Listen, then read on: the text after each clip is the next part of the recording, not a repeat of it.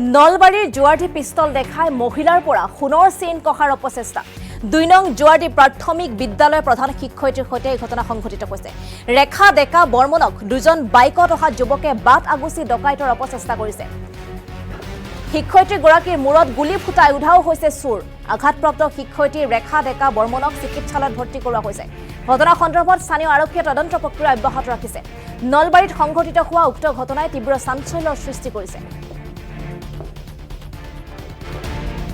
নলবাৰীত পিষ্টল দেখাই মহিলাৰ পৰা সোণৰ চেইন কঢ়াৰ অপচেষ্টা ২ নং জোৱাৰ্ডি প্ৰাথমিক বিদ্যালয়ৰ প্ৰধান শিক্ষয়িত্ৰীৰ সৈতে এই ঘটনা সংঘটিত হৈছে।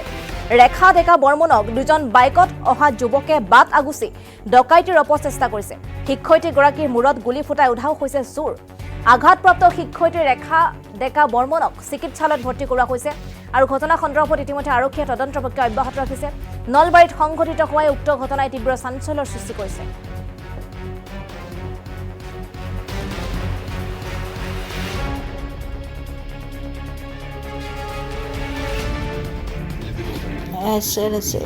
মই স্কুলত আহি আছোঁ। স্কুলত আহি থাকোঁতে মোৰ ঘৰৰ পৰাই বেছি দূৰ নহয়, ধৰি লওক হেৰি হ'ব নেকি 200